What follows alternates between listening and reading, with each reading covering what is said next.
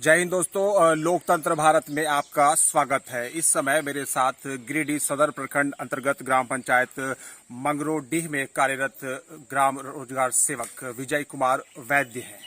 आइए इनसे बात करते हैं। वैद्य जी, आपका स्वागत है। धन्यवाद सर, नमस्कार। अभी हाल ही में आप सपरिवार तीर्थ यात्रा से होकर वापस लौटे हैं, आपको बधाई। क्या कुछ कहना चाहेंगे इस यात्रा के विषय में, संक्षेप में बताएं। सर, हम ये अपने सब परिवार हम माता वैष्णो देवी एवं केदारनाथ वगैरह उत्तराखंड के चारों धाम की यात्रा पर गए थे। यात्रा हमारी बहुत अच्छी रही है। चलिए, आपको बधाई। आप चूंकि एक अनुबंधित कर्मी है, तो क्या इस लंबी छुट्टी में जाने से पूर्व आपने अपने वरीय पदाधिकारियों को इसकी सूचना दी थी? जी हाँ, ये छुट्टी में जाने से पहले जब हम रेलवे टिकट बना रहे थे, उस समय हम प्रखंड कार्यक्रम पदाधिकारी जो है उनसे ये अनुमति लेकर टिकट बनाए थे और दिनांक 20 अप्रैल को हमारी यात्रा प्रारंभ होनी थी। इसकी सूचना आवेदन के द्वारा दिनांक 18 अप्रैल 2023 को प्रखंड विकास पदाधिकारी के नाम से आवेदन हम प्रखंड में जमा करके तो तभी हम 20 तारीख को निकले हुए थे।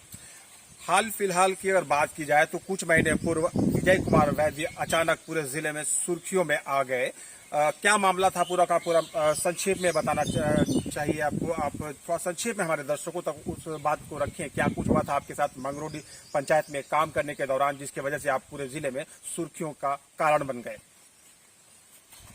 जी, यह तो ये अफसोसजनक बात है कि मैं सुर्खियों में आया था। जिस तरह से मैं चाहता हूँ कि इस तरह से कोई भी हमारे भाई सुर्खियों में नहीं। क्या मामला था? मामला था हमारे मंगरोडीह पंचायत में, ये शशिकांत सिंह हैं। वो एक वृक्षारोपण की योजना लिए हुए हैं, जिस योजना में कोई भी काम नहीं किया हुआ है, जबकि मेरे वहां जाने से पूर्व उनकी योजना में लगभग 30-32 हजार के आसपास में निकासी हो चुकी थी। उसी योजना में पुनः आगे निकासी के लिए उनके द्वारा मेरे ऊपर दबाव बनाया जा रहा था, जिस उनके दबाव में आकर मैं उसमें भुगतान के लिए बिल्कुल तैयार नहीं था, जिसके लिए उन्होंने मुझे फोन पर ही एक बार गाली गलौज एवं धमकी चमकी दिया था। मैंने उसे नजरअंदाज किया।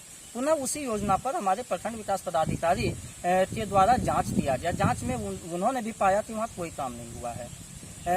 उनके द्वारा भी निर्देश दिया गया कि इसमें बिना काम किए कोई भुगतान नहीं हो, इसको सुनिश्चित किया जाए। हमने भुगतान नहीं किया। उसी दिन शाम में शशिकांत सिंह के द्वारा फिर फोन पे हमें धमकी दिया गया कि वीडियो को तुम बोल के यहाँ लाते हो मेरी योजना पर, इसका अंजाम तुम्हें भुगतना पड़ेगा। क्या इस धमकी की जानकारी आपने वीडियो को दिया था?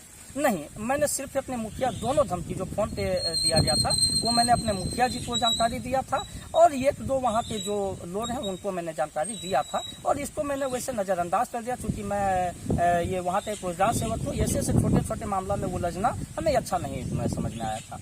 किंतु दिनांक 25 फरवरी 2023 को ग्राम सभा चल रही थी पंचायत सचिवालय मंगरोडीह में। उस ग्राम सभा में पब्लिक के बीच में मुखिया जी की उपस्थिति में, अपने जो पंचायत सचिव हैं उनकी उपस्थिति में शशिकांत सिंह वहां पर आए और वो आकर मेरे साथ गाली गलौज करते हुए मारपीट भी किया और मेरे पास जो ग्राम सभा से संबंधित रजिस्टर था उसको भी छीनकर उनके द्वारा फाड़ दिया गया। इसकी सूचना तत्काल मैंने उसी जगह से हमने ये अपने प्रखंड विकास पदाधिकारी को देना चाहा। उनको लगातार 4 बार मैंने फोन किया, फोन उन्होंने नहीं उठाया। मैंने उनके ड्राइवर को फोन किया और उनको घटना की जानकारी देते हुए कहा कि आप हमको वीडियो साहब से बात करवाइए। वो गए, फिर हमें बोले कि वीडियो साहब बोले बाद में बात करेंगे, अभी वो बिजी हैं। तो उन्होंने बात नहीं किया। फिर हम अपने हमारे संघ के जो नेता हैं, हमारे गार्जियन स्वरूप श्री अशोक सिंह जी, उनसे हमने संपर्क किया। उन्होंने कहा कि इसका FIR कर दो। हम गए, उसी दिन अपने कुछ 1-2 साथियों को लेकर मुफस्सिल थाना में हमने FIR के लिए आवेदन दिया और उसकी copy DC sir, DDC sir एवं SP सर को भी हमने दिया, किंतु FIR दर्ज नहीं किया गया। पुनः मैं बाद में SP सर से स्वयं मिला। उसके 2-4 दिन के बाद मैंने पुनः आवेदन भी दिया, किंतु आज तक FIR दर्ज नहीं किया गया है।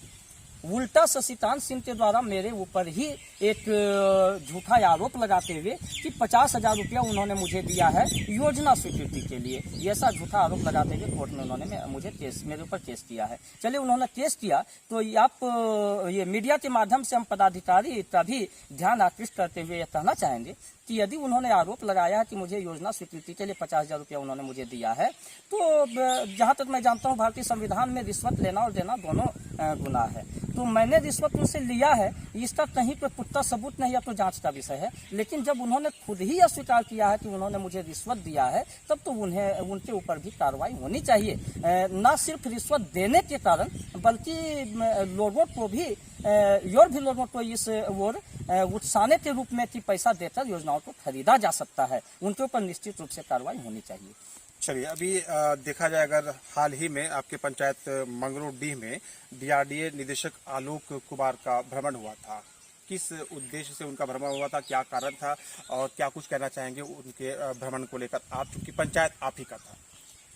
सर, दिनांक 27 अप्रैल 2023 को हमारे डीआरडीए निदेशक सर हमारे पंचायत में भ्रमण के लिए गए थे, जिसकी सूचना हमें उनके भ्रमण के बाद मिली थी। हमें पूर्व में कोई जानकारी नहीं थी और चूंकि उस समय मैं तीर्थ यात्रा पे था, उनके जाने से संबंधित पूर्व सूचना हमें किसी प्रकार की नहीं थी। बाद में हमें पता चला कि ये डायरेक्टर सर हमारे पंचायत का क्षेत्र भ्रमण करके आए हुए हैं। वो 2-4 योजनाओं को देखे थे और वह दोपहर के समय में हमें पता चला कि जिस समय वो गए थे उस समय वहाँ मजदूर कार्यरत नहीं थे। मजदूर काम करके, चूंकि कड़ी धूप थी, गर्मी था, वो घर जा चुके थे। उन्होंने पाया कि उन्हें जो भी 2-4 योजना पर गए थे वहाँ कोई मजदूर नहीं था। तो जब आप दोपहर में जा रहे हैं तो दोपहर में मजदूर चूंकि है नहीं, तो मजदूर नहीं मिलना स्वाभाविक है, वो भी 2-4 योजना में। तो इसकी पूर्व जानकारी हमें नहीं थी। उनके जाने के बाद हमें पता चला कि वो गए हुए थे। किंतु अब सर इस विषय में यह कहना चाहूँगा कि जब वो गए थे तो परसों दोपहर की बात है, चूंकि दोपहर था, मैं अपने क्षेत्र से लौट के, चूंकि भयानक धूप था, दोपहर के समय में मैं लेट गया था। उस समय डायरेक्टर सर हमें 8 बार हमें कॉल किए। मैं आश्चर्यचकित हूँ कि एक उतने बड़े पदाधिकारी, जिला स्तर के पदाधिकारी, ये सबसे निचला स्तर का ग्राम रोजगार सेवक जो है, उसके पास 8 बार वो फोन करते हैं।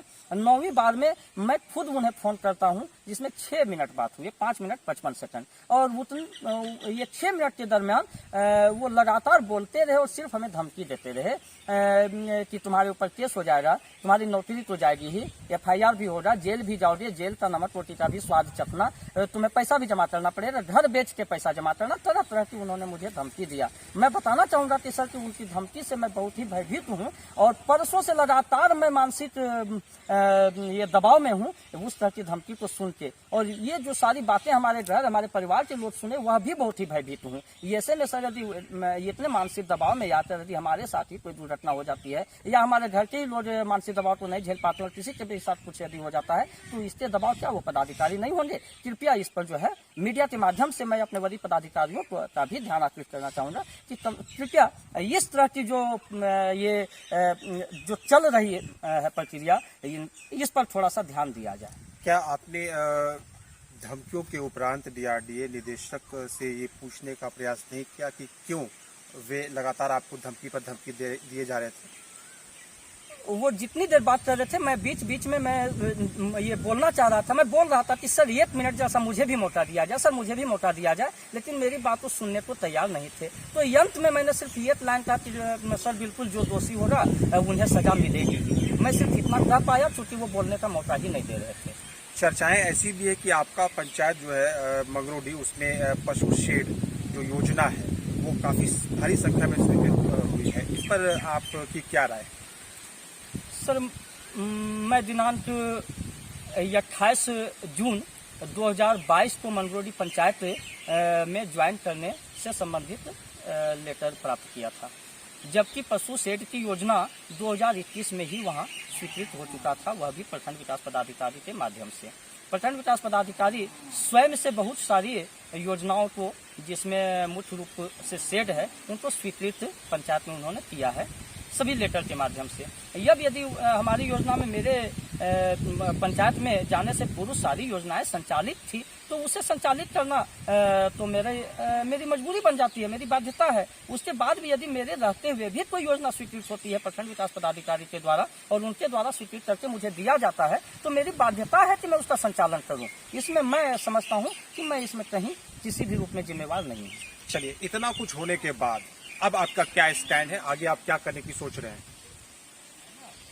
सर, मैं तो सिर्फ अपने वरीय पदाधिकारियों हमारे प्रखंड विकास पदाधिकारी या हमारे जो DRDA डायरेक्टर सर हैं उनसे भी ऊपर में हमारे पदाधिकारी गण हैं, हमारे DDC सर हैं, DC सर हैं, मैं तो उनसे भी यह आग्रह करना चाहूँगा कि कृपया इस तरह की जो प्रवृत्ति है ये अपने कर्मचारियों के ऊपर दबाव डालना, उनको फोन करके उनको धमकी चमकी देना, ये क्या मंशा हो सकती है वो समझा जा सकता है। कृपया इस पर ध्यान दिया जाए और इन प्रवृत्तियों पर रोक लगाई जाए ताकि निचले स्तर के कर्मचारी जो हैं वो बिना भय के वो काम कर सकें। क्योंकि जैसा कि यह समझा जा सकता है कि ये शशिकांत सिंह तो सिर्फ उदाहरण है, जिस तरह उनके द्वारा दबाव दिया गया और उनके दबाव में काम नहीं करने पर हमें मारपीट और गाली गलौज झेलना पड़ा और हमारे पदाधिकारियों का भी संरक्षण हमें प्राप्त नहीं हुआ जिसकी कि हमें उम्मीद रहती है। और यदि हम पब्लिक के दबाव को झेल जाते हैं तो पब्लिक के द्वारा हमारे साथ मारपीट होती है, गाली गलौज होता है। यदि पब्लिक के दबाव में आके हम कोई भी काम कर जाते हैं तो पदाधिकारियों के को भाजन हमें बनना पड़ता है। ये ऐसी परिस्थिति में हमें खुद नहीं समझ में आ रहा है कि मैं कैसे काम करूं। इस ओर में भी मैं अपने सीनियर ऑफिसर्स का ध्यान आकृष्ट करना चाहूंगा। कृपया इस पर निश्चित रूप से ध्यान दिया जाए ताकि मैं निर्भीक होकर गाइडलाइन के अनुसार से पंचायत में काम कर सकूं। आपने बार बार भय युक्त काम करने की बात कही है, भयमय वातावरण में काम करने की बात की है। आप एक अनुभवी रोजगार सेवक हैं, आप से जानना चाहेंगे कि क्या आप या फिर जो अन्य रोजगार सेवक हैं वे स्वतंत्र रूप से पंचायत में अपने काम को कर पाते हैं या फिर उन्हें किसी प्रकार का दबाव झेलना पड़ता है? हमारे ऊपर सर दोनों तरफ से दबाव रहता है। जैसा कि मैं पहले ही कह चुका हूँ, पब्लिक के द्वारा हमें दबाव दिया जाता है कि आप ऐसे काम कीजिए, ऐसे काम कीजिए, ऐसे काम कीजिए। उनके दबाव में यदि हम काम नहीं करते हैं तो उनका तो भाजन बनना पड़ता है हमें। तो वो हमारे साथ गाली गलौज मारपीट करते हैं। इस तरह की सिर्फ मेरे साथ नहीं, कई आज तक देखा जाए तो कई घटनाएं ऐसे कर्मचारियों के साथ हुई है।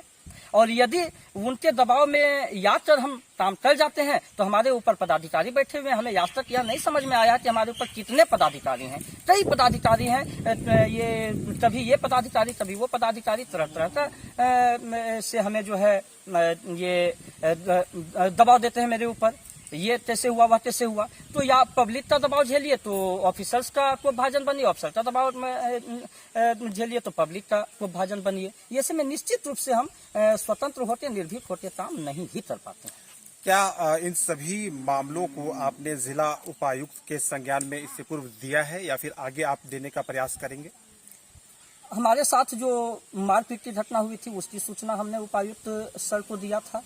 इस विषय पर हमारे संघ के द्वारा आंदोलन भी किया गया। आंदोलन के माध्यम से भी वरीय पदाधिकारियों को सूचना दी गई, किंतु आज तक उस पर किसी प्रकार की कोई कार्रवाई नहीं हुई है।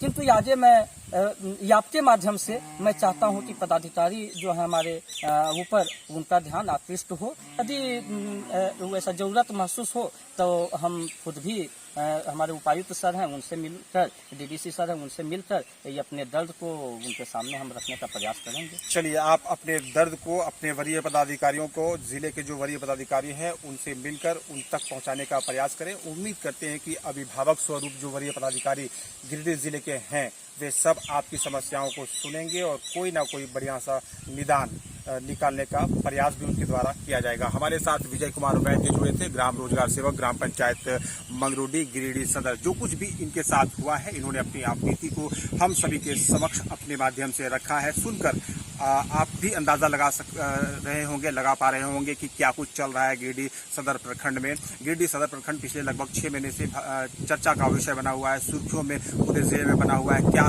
कारण है सुर्खियों में रहने की गिरिडीह सदर प्रखंड का? ये सब भली भांति इस चीज को जान रहे हैं, सब अवगत हैं। ये जो नया मामला आया है धमकी देने का, एक वरीय पदाधिकारी के द्वारा तथा कथित धमकी ग्रामीण रोजगार सेवक को जो मिला है, ग्राम रोजगार सेवक को जो मिला है, ये एक गंभीर विषय है। अगर इस तरह की धमकियां वरीय पदाधिकारियों के द्वारा अपने अधीनस्थ कर्मचारियों को और कर्मियों को मिलने लगे तो फिर किस तरह से भययुक्त वातावरण में ये लोग काम करेंगे, ये एक सोचने का विषय है। अब सवाल यह बनता है कि इस मामले को किस तरह से देखते हैं गिरिडीह जिले के जो उपायुक्त हैं हमारे, वो उनके संज्ञान में ये जो मामला गया है किस तरह से देखते हैं। ये गंभीर विषय है। आइए बात करते हैं कुछ और आगे। अगर कुछ और समस्याएं हैं तो उन समस्याओं को भी ले लेते हैं। क्या कुछ कहना चाहते हैं, बात करते हैं विजय कुमार वैद्य जी से। विजय जी, चलते चलते थोड़ी सी बात करेंगे आपके साथ। आप थोड़ा कैमरामैन पीछे हटे, आप पास आइए। क्या कुछ कहना चाह रहे हैं आप? और ये चीज मैं सिर्फ यह जोड़ना चाह रहा था कि जैसे हमारे डीआरडीए निदेशक सर हमारे पंचायत में गए थे, हो सकता है उन्हें ये कुछ कमियां हमारे पंचायत में मिली भी होगी, हो सकता है कि हमसे भी कुछ गलतियां हुई होंगी। तो यदि किसी भी कर्मचारी से यदि कोई गलती होती है तो ये विधिवत जो प्रक्रिया है उस प्रक्रिया के तहत उनके ऊपर कार्रवाई भी होनी चाहिए। यदि हमसे गलतियां हुई तो हमसे स्पष्टीकरण भी पूछा जा सकता था। हमारा यदि मैं कहीं गलत हूँ तो ये एक नियम संगत जो ये कार्रवाई होती है वह कार्रवाई हमारे साथ हो सकती थी, लेकिन इस तरह से डायरेक्ट फोन करना और फोन पे धमकी देना यह कहीं ना कहीं सोचनीय विषय है। तो मैं इसी ओर अपने पदाधिकारियों का ध्यान आकृष्ट करना चाहता हूँ। चलिए, ध्यान आकृष्ट करने की आवश्यकता भी है। अगर एक वरीय पदाधिकारी, जिले का बड़ा पदाधिकारी इस तरह से धमकियां देना शुरू कर दे तो निश्चित रूप से गंभीर मामला है और जरूर ध्यान आकृष्ट होगा। जो गिरिडीह जिले के वरीय पदाधिकारी और हैं, डीडीसी महोदय हैं, जिला उपायुक्त महोदय हैं, उनका ध्यान भी आकृष्ट होगा। उनसे आग्रह होगा कि इनकी बातों को सुने और इसमें अपना हस्तक्षेप करते हुए जो मामला है उसको पूरा का पूरा देखें और सही जो लोग हैं उनका साथ दिया जाए, ताकि आने वाले समय में जो गलत कर रहे हैं, अपने पद का दुरुपयोग करने का प्रयास करते हैं, उन्हें भी एक सबक मिले। धन्यवाद।